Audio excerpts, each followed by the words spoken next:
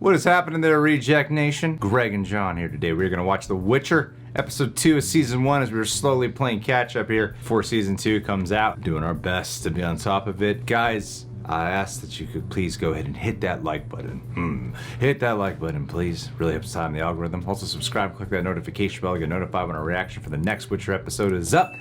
We're gonna watch this with subtitles today to make our life a little bit easier to keep up with such an intricate show. Appreciate your understanding. If it really bothers you, let us know. But if not enough people are bothered, we're gonna continue doing it this way. Full-length watch-alongs, we sync up with the time code over at our Patreon page for The Witcher. Cover a bunch of shows over there. We're at the same tier. You get the option for both reaction highlights and watch-alongs included. Lastly, thank you to the boys at Prepper for helping us edit down these highlights. Let's get into action, people.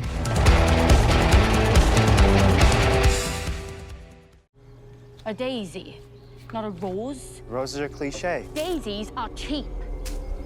I can still kiss you, right? She ain't that mad. Where did it go? My daisy. Why you didn't want it?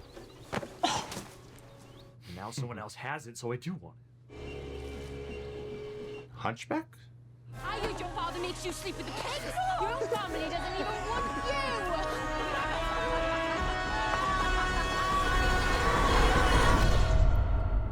People were so mean back then. Back then. 1953. Oh, you're a virgin.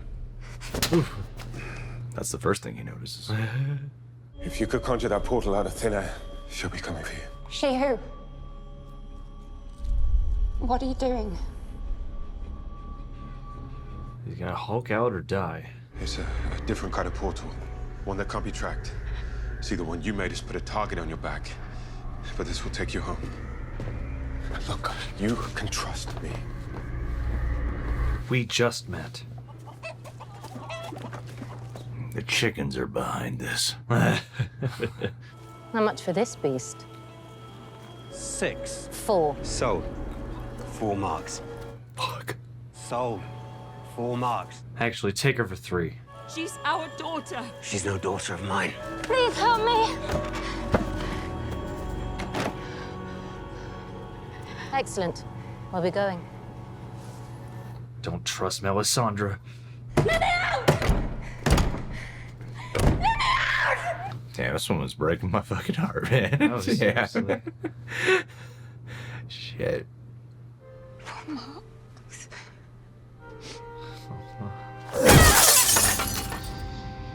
That mirror sucked anyway. Oh. Oh, she's Dutching herself. It's a Predator reference. Yes. Where are your parents? Why don't you talk? Excellent question. So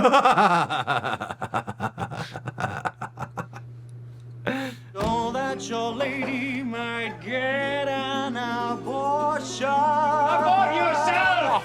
I'm so glad that I could just bring you all together like this. It's like out of a 40s jazz lounge or something. Yeah. Was abortion even a word in whatever time this is modeled after? Sure. The devil. He's been stealing all our grain. In advance, I'd pay you 100 ducats. 150. I've got 2. 1 for each of the devil's horns. Oh my god, he's got a funny companion. Yeah. God, how much money did the show cost? Seriously. We could do Game of Thrones too. Who are you? Tisea de Vries, rectress of Aretusa.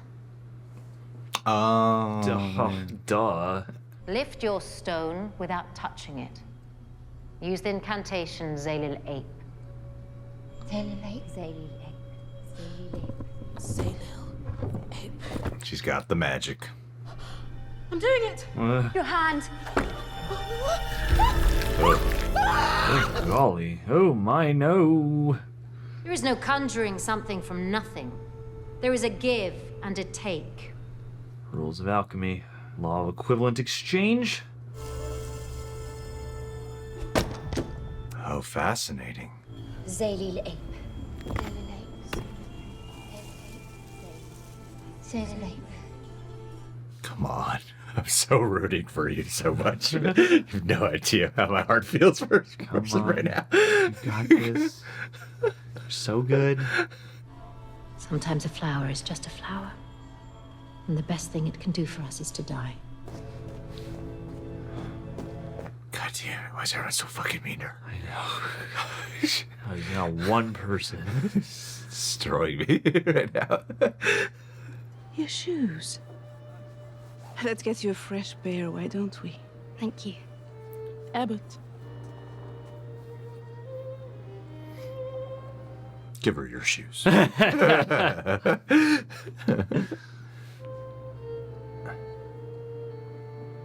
Don't worry, he's one of the clean ones. Oh, he is giving her the shoes. Wow. Hello. What are we looking for again? Blessed silence. Yeah, I don't really go in for that. My man. I have to see this magical, this mythical. Pretty sure it's just a person with a mask. Right? It's Mephisto. Sounds like they're just, Slingshotting it? yeah, slingshot, yeah.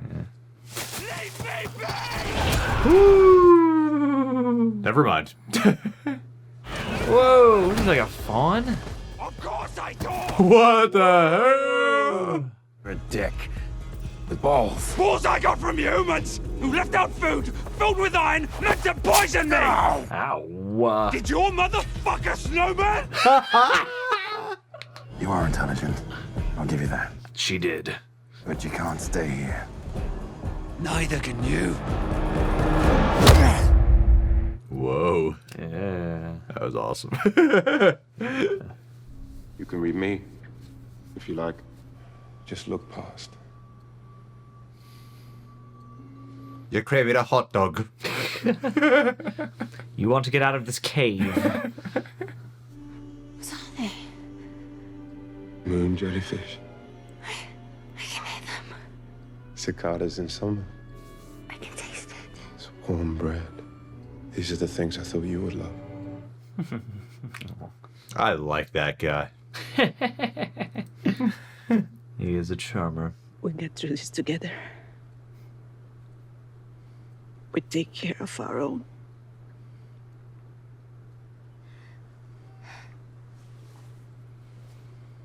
That woman's gonna die. Her whole family's probably gonna die.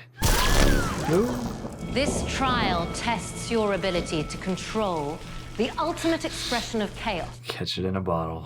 Catch lightning in a bottle. Cool.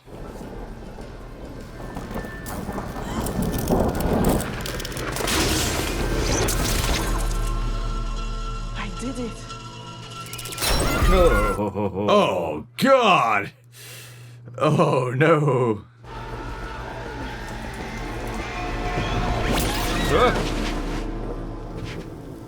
Sabrina, show these girls how it's done. Ooh, maybe you're a Did she lightning bender. absorb the lightning or something? That's absolutely how it looks. The strong amongst the weak.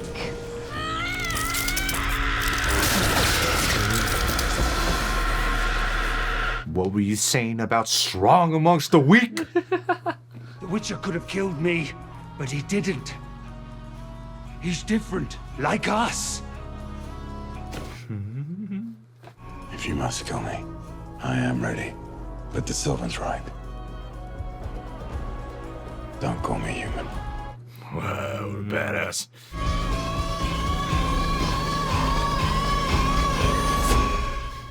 I really enjoyed this episode a lot. See, when humans and monsters all arrived after the conjunction of the spheres, elven mages taught the first humans how to turn chaos into magic. And then the humans slaughtered them. Sounds like humans. They could pretend the power had always belonged to them. Sounds like humans. Yep. My real father. He was half elf. His blood is why I'm cursed with a twisted spine. Why I'm only worth 4 marks. Why no one could ever love me.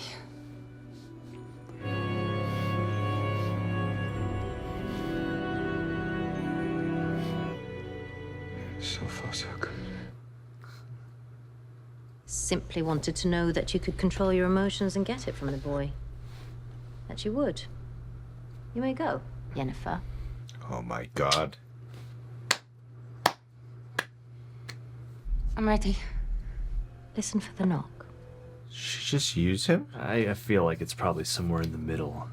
You must be able to give me something. Say what? Make Bernard proud. No. She's part elf.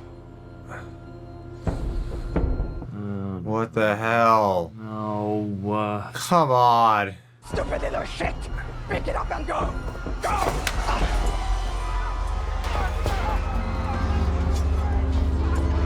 Woo! No way. Wow.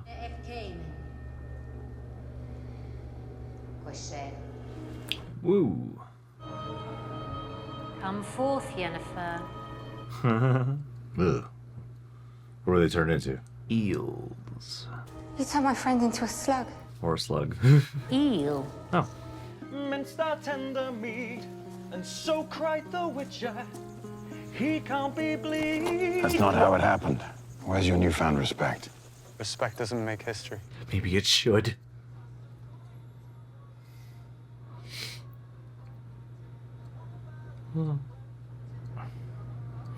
How a little smiles exchange.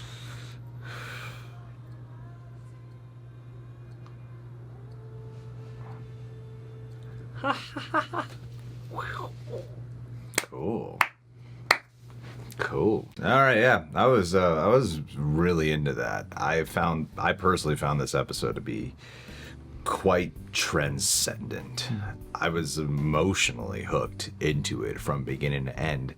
And it is interesting. Like I don't know what the production is like with Witcher, if they had a pilot and then they shot it, then it got picked up, or if it was like a straight to series type of order. I'd imagine with Witcher it would be more of a straight to series, but there were such differences with the way this episode in particular was executed and some of the aesthetic looks, especially with Geralt, that seemed to look a tad different to me. And maybe it's the fact that he was like captured a lot and more of like the daylight desert looking types of land, not desert, but you know, more the outdoor bright and shiny kind of exterior shots that he just looked different. And so I don't know what it was like, but it felt, it had the impression, and I could be way wrong about this, one of those things where it's like a pilot was shot, got picked up, and then the rest of the episodes we're seeing are what they shot back to back. No idea what the case is, to be honest. But you could feel like a different grip on the way the episode was executed this time around.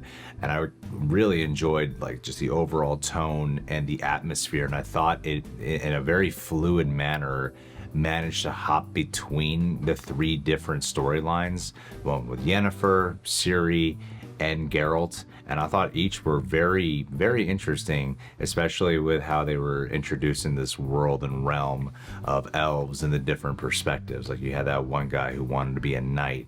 Who was he talking about? Philandril, when he was saying that they're the elves that once attacked them, and then so when their brother died, that's when he started like collecting the ears of them. Was he saying it was from them who attacked them?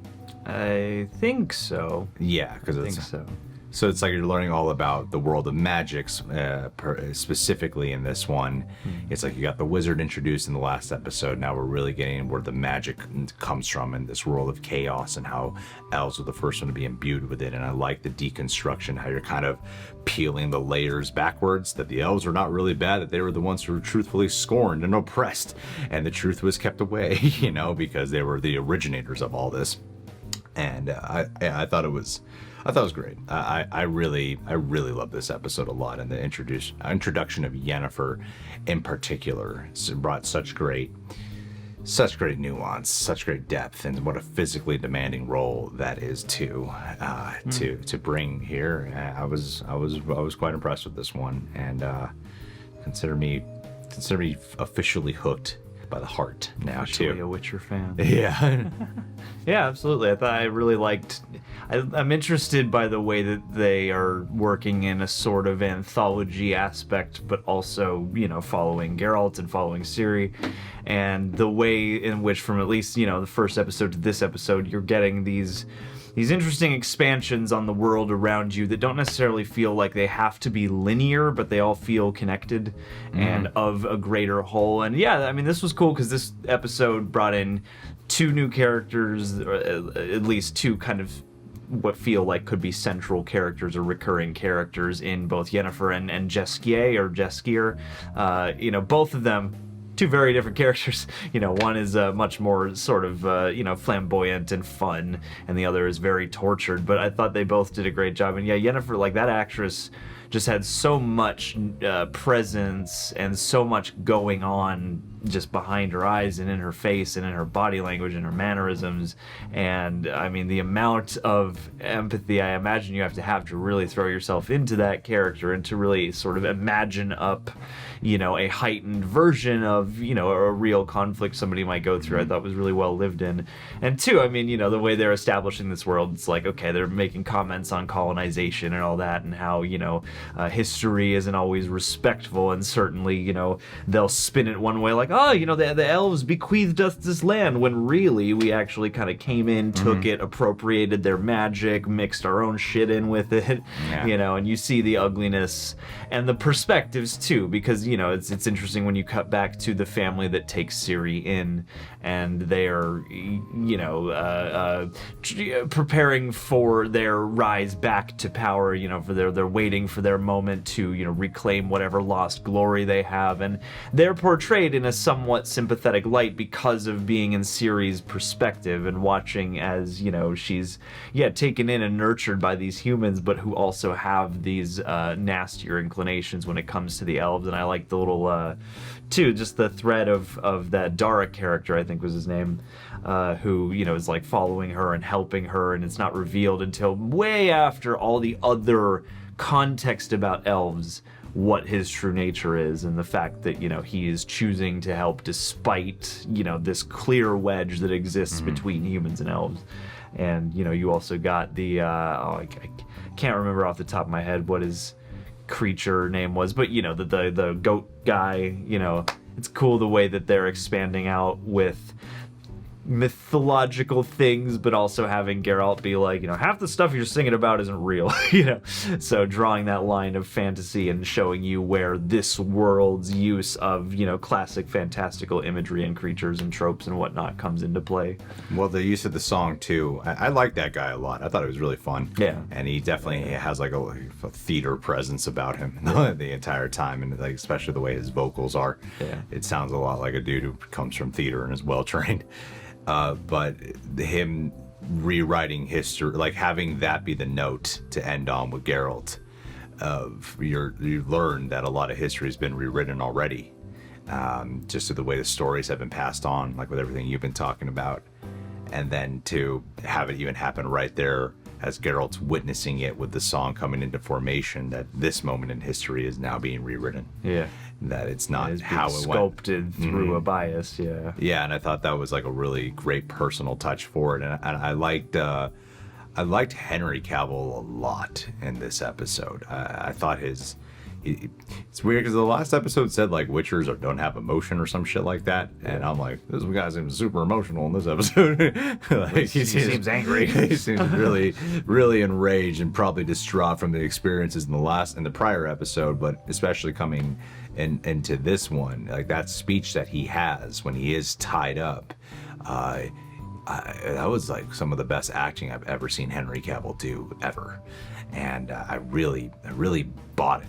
Felt that like kind of motivational rage, and everything he was just saying just seemed so believable. There were things about the way it was there's a specific way to capture makeup that it really felt like in certain shots though that it did look a bit like he was in a wig and that he had contact lenses on. Yeah, he's got corn syrup on his face. Yeah, there were parts about like it was so brightly lit that some of those moments started to look like I'm aware this is makeup. Yeah. Well, it made me wonder about the choice, because I don't think the actress who plays Yennefer actually has purple eyes, and it seems pretty clear that they color corrected them, and maybe it's just because maybe she's got light eyes and maybe you can do that, but it did make me curious as to like why choose that effect for one character that looks much more natural and then choose, you know, a pretty obvious context for other characters. Well, I don't think it comes down to that. I think it comes down to the way the lighting was actually done.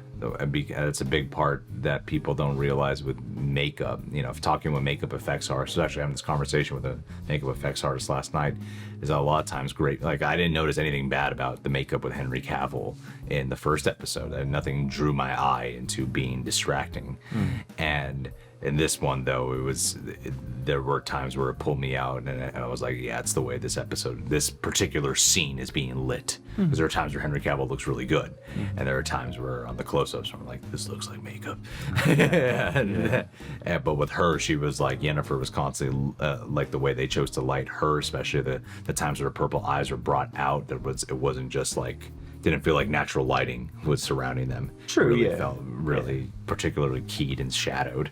I'm just curious as to why they aren't contacts when they clearly chose that for so many other characters. Oh, you're just asking why Yennefer's were in contacts? Yeah, why she got color corrected, just eyes, you know.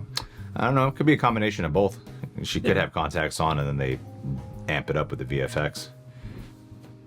Could be. Which is what happened. I think that's what they did with the goat guy, right? Probably, or they a- might have given him even some kind of scleral, like full eye thing, because he had the different looking pupils and all that. Well, I'm saying he looked like he was practical effect that they amped up with some CGI in there. Yeah, that makes sense. But I like his performance too. Like I like when you get a character and you immediately feel the life of and the full rounded personality of what this individual is like within moments of meeting them. And I thought that's what they brought here with the bard character, the guy playing guitar, and then the Goatman character too. Kind of felt like that all around with everyone, even right down to the magic teacher lady, Tisaya. Tisaya.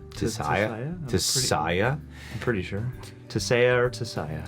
And it was neat the way I thought they handled her, because it starts off where you just think she's a threat, especially upon the introduction when she meets Istred through the portal realm, and you're like, she's coming for you. So it just seems like she's nothing but evil witch lady. And then you see as she's actually like training and slowly revealing more of the sympathetic side to it, and kind of having this provocation nature towards Yennefer with calling her piglet and kind of talking down to her as a way to get a specific rise out of her for a lesson, and then earning her way into being, just calling her by her actual name towards the end. It all felt very purposeful, and I really did find myself like really rooting for Yennefer throughout this whole episode, and I was very emotionally gripped by everything that was happening. Just kept bringing me to tears like the first half of this fucking episode. I just couldn't stop, and I loved her performance. And I'm remembering now actually that a while ago I watched a video with Ashley Edner about, and it's on this channel, about makeup effects. And how she was, this actress, I remember learning that she was very much, I think she developed some form of scoliosis because she was in that makeup and she had to be in that twisted nature position for so long. And you could feel, but that's what I mean, it's like, it sucks because she does such a great job. But to know that she had like real physical repercussions due to it is so unfortunate.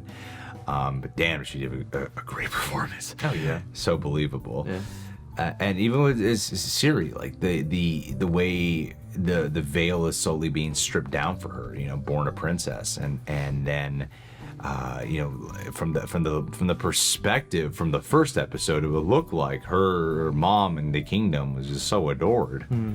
And then being thrusted into the mud, the dirt, and then the survivors of her. What is that kingdom called? Something with a C. Something with a C. No, not like Cerelia, but I don't think it's quite that. Not Citadel, if it's stupid. But yeah, I forget what it's called. But learning like, oh damn, everyone thinks my mom's a bitch. Everybody does not love the queen. Having to have that wake up call, and I like the nuance of layers of that lady who took her in, but was such a dick to the little man, and how he turns on her later and just stabs her. It's so bleak, and you could feel the mournful sorrow just in the air. Yeah. Throughout this, especially when you're in the Ciri storyline. You can feel the overlapping of circumstances and classes and all sorts of things that factor into a somewhat medieval feeling world. I thought that with a lot of the way the landscapes were captured, I haven't played Witcher. I've only seen like trailers of the games. I know it's based on a book. But in terms of the video games, I've only seen like trailers of the games, and I've seen some people play the game, but I've never actually myself dived into a video game for it. But I did find myself going, this looks like a video game brought to life. And like certain shots when he's like with the bard or just walking through the town and stuff, that I thought that was just really cool to go like, this looks like one of those open world traveling fantasy games, you know? Well, now we're in a cave and we're learning magic. Press A and B to catch that lightning. Right. And I like that juxtaposition too of this episode. You learn a lot about magic and the way they structure that of you're coming in, understanding the idea of chaos, how we view magic as like the sculpting and directing of that chaos. Yeah. And you have this sort of like, ooh, new world, and we're getting jumped in. And yes, like the headmistress is very harsh on, our character who we're learning all this through.